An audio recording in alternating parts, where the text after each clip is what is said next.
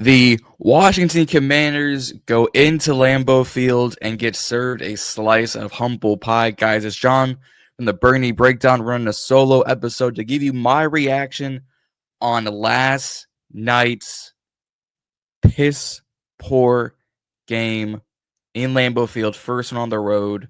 Let's talk about it.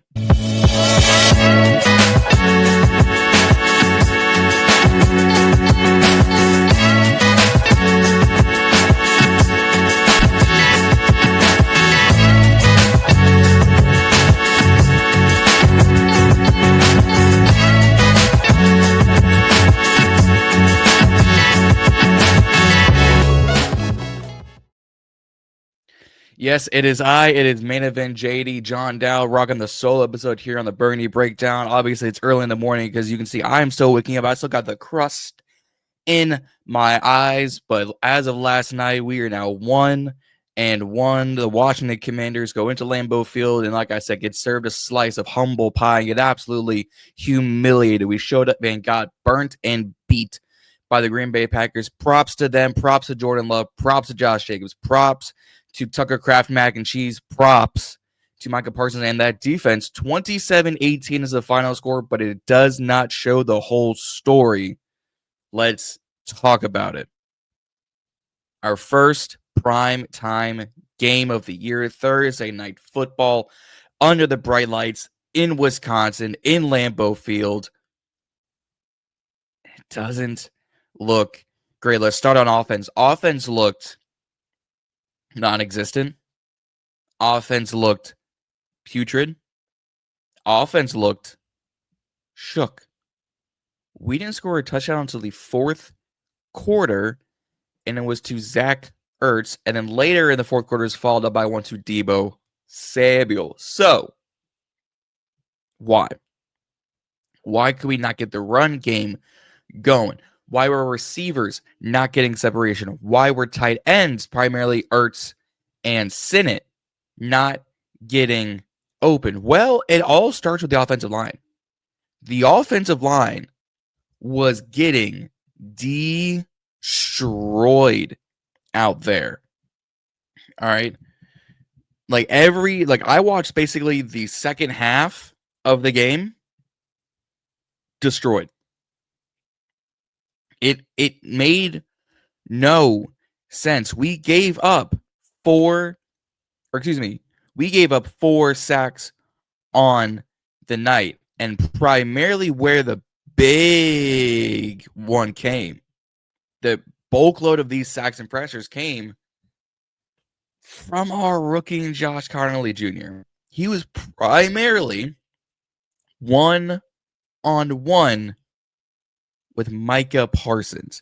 9 pressures, 5 hurries, 3 sacks, a QB hit, a 21.7 pass pro effective grade.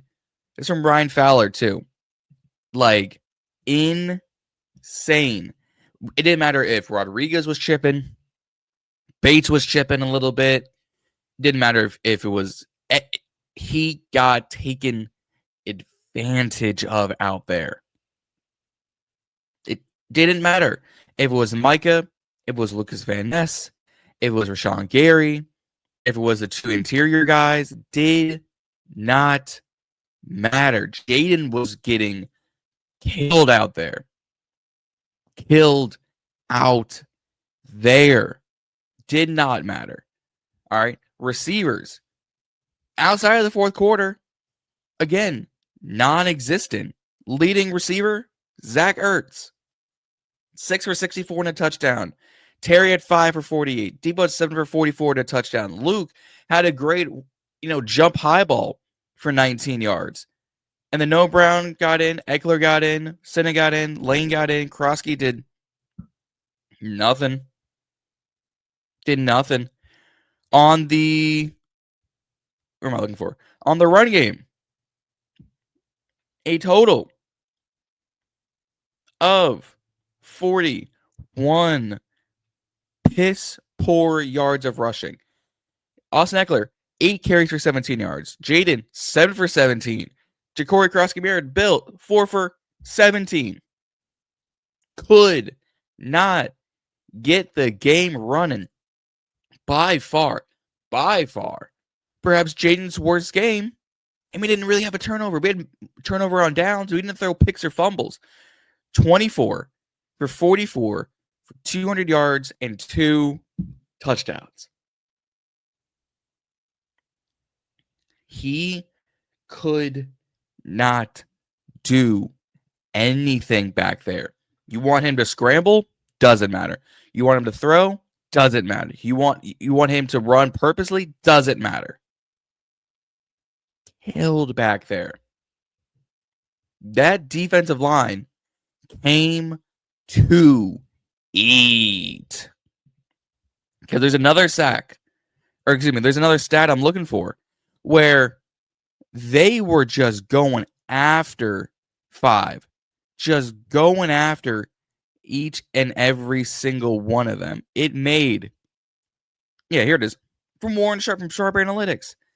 The Packers blitzed Jay Daniels 12 times last night. Didn't let him scramble out really at all, and they sacked him twice. And on those 12 times they blitzed, Jaden dropped back on those 12 times. He only completed 3 passes. 25% of those passes on blitz packages he completed. It's not a good thing. His offensive line was supposed to be, even with the addition of Coleman on the interior and Connerly, supposed to be a really good offensive line. We showed it last week against New York. Well, guess what? Packers showed you that it ain't. Packers showed you we got to come look at this drawing board. I get it. Coleman was in and out of the game. Cosme's obviously not in. Connerly's rookie. I get it. Let Jaden get destroyed back there. Defense.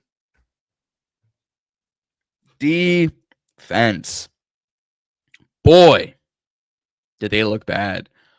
Boy, did Tucker Kraft and Josh Jacobs do whatever they wanted to. Let's get into this defense. Jordan Love went 19 for 31 on 292 and 2. So he still had, some incompletions thrown here and there. Josh Jacobs ran for 84 yards. Savion Williams ran for 24 yards. Matthew Golden ran for 15 yards. Jordan Love ran for 12 yards. They spread out the wealth on the ground for Green Bay. 135 rushing yards. Tucker Kraft, 6 receptions, 124 yards in that touchdown. Dontavian Wicks had 44. Musgrave had 32. Dobbs had 28 and a touchdown. Defense was getting burnt, beat, and ran through. Armstrong had a cool sack. Jacob Martin and Von Miller shared half a sack each. That was it. Trey Amos in the first quarter, first quarter-ish area, had a really good pass deflection in the end zone for a turnover on downs. Amos looked pretty decent out there. Samerson looked pretty decent out there. Marshawn Lattimore getting 2 DPIs on a game. I posed this question on Twitter. Is Marshawn slowly but surely turning into the one and only Benjamin St-Juste? And I hate to say it because he is so much better than BSJ. But again, last night was just not the night for him. Outscored and outcoached.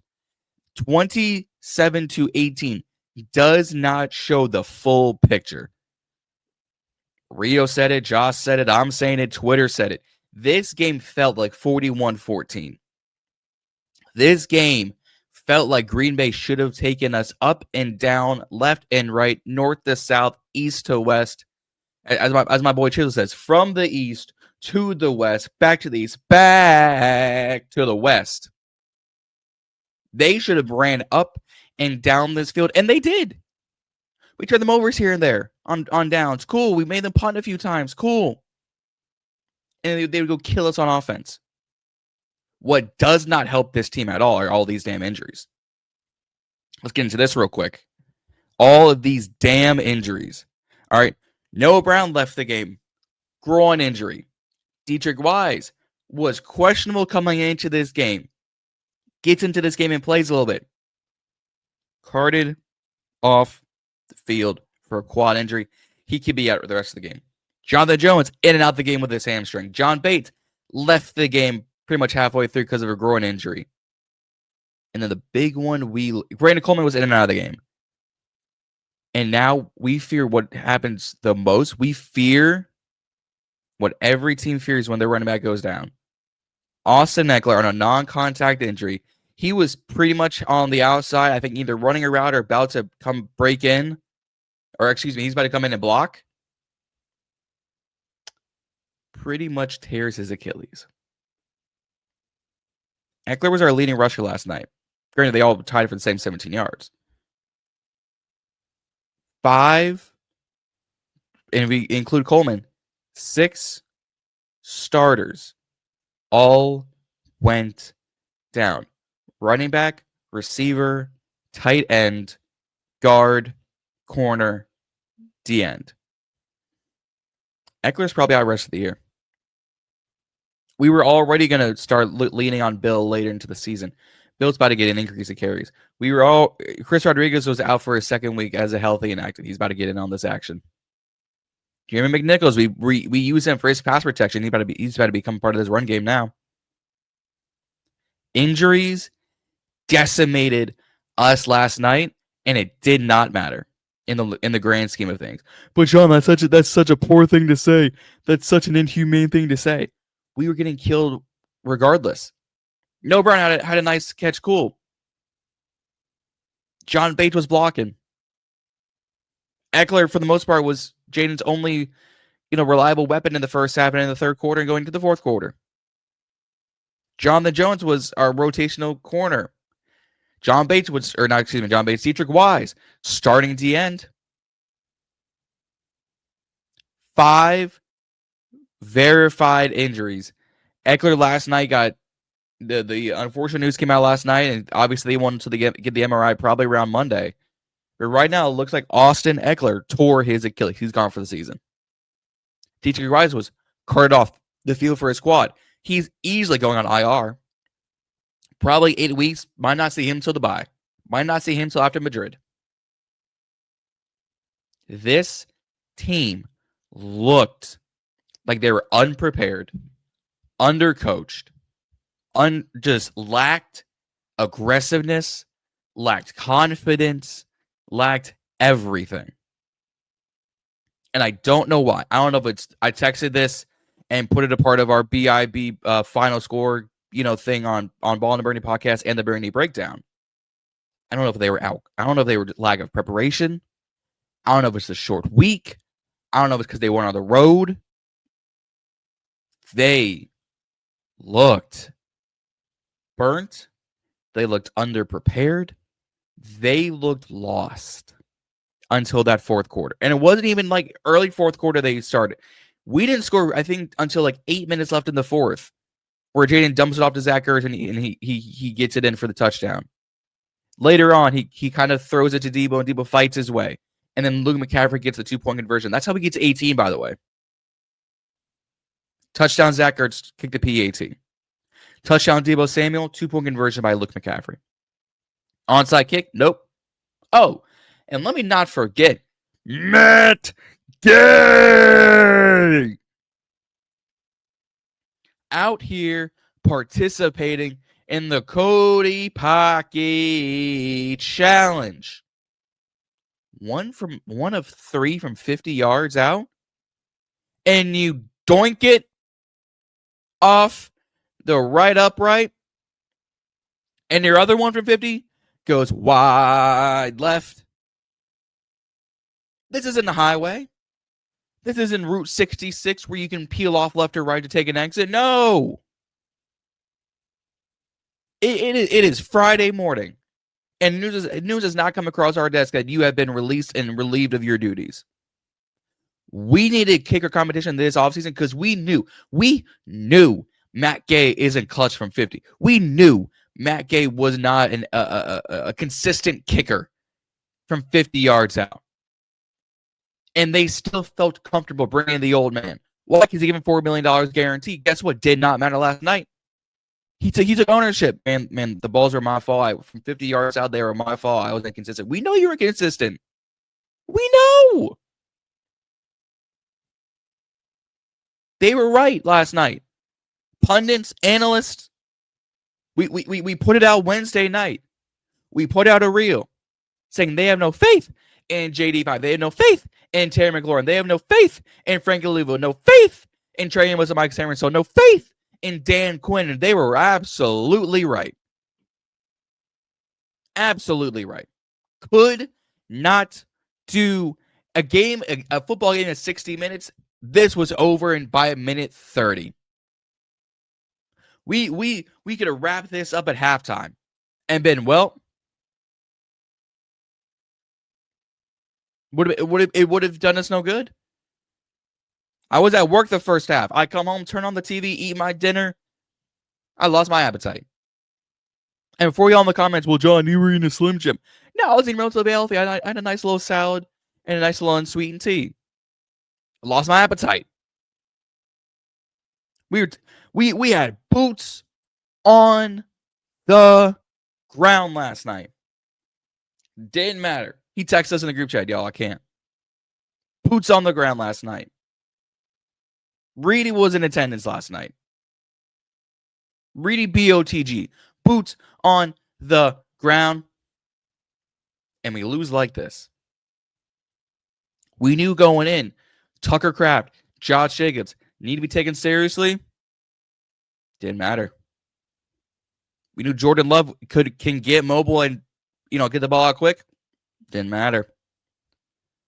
We had a feeling this defensive line for Green Bay could and be dangerous. They showed us why. They showed us last night why they are now in Super Bowl contention. I could have swore I felt something on my leg. They showed us why. We showed up.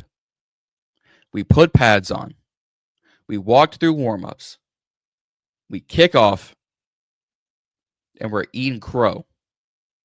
We're eating the cheese curds. We're getting humiliated. Now, we have a 10-day. We have a mini bye week, as people say. Well, you got to go shopping for a D-end or a D-tackle. You got to go shopping for a running back. You got to go shopping maybe for that sixth receiver. Maybe you go shopping for another guard with Coleman being questionable. Maybe you bring in Andrew Wiley a tackle. There are a lot of things that we need to think about before we play the Las Vegas Raiders. And I know the Raiders, say what you want, maybe that's an easier team than Green Bay. Doesn't matter. Doesn't matter. We will talk about the Raiders next week. Right now, we sit here, Frustration Fan Friday. We effed around and found out what Green Bay's about. Juan said I can't even blame Juan for this one, because we all had hopes that this team would have came out and performed. Nope. I quoted Kendrick on Wednesday. We got to pop out and show out. We looked like Drake. Got absolutely humbled. So we're going to have to go through this weekend, watch another team's win as we're sitting here and dissecting this throughout the weekend, going what went wrong, how did it go wrong. But we took a loss in Green Bay 28-17. We're now eating cheese crow here on Friday. But guys, I'm going to get us out of here. Don't forget to like, share, and subscribe here on the Burgundy Breakdown. Road to 250, road to 500 subscribers. We are keeping this thing growing. Myself, Reedie, Zee, Juan Gotti on our individual channels. Y'all just got one to 11,000 subscribers, so y'all keep supporting him. Reedie and Zee on their road to 2,000 subscribers. Don't forget to like, share, and subscribe to them. And then me, John, the Ballin In Burgundy podcast, road to 1,000, my damned self. Sitting at 726. We need about 250 to go. But we are growing this thing week by week, episode by episode, reel by reel. So if you got a friend, you got a mom, a dad, a brother, a sister, a coworker, a friend, an aunt, an uncle, someone who enjoys football, send them our way here at the Burgundy Breakdown and to our respective channels, because you get nothing but heat and fire content from us here in Commander's Country. But guys, I'm gonna get us out of here. I gotta go eat more crow this morning. We just Frustration Friday here on the Burgundy Breakdown. We'll see y'all next time. Peace.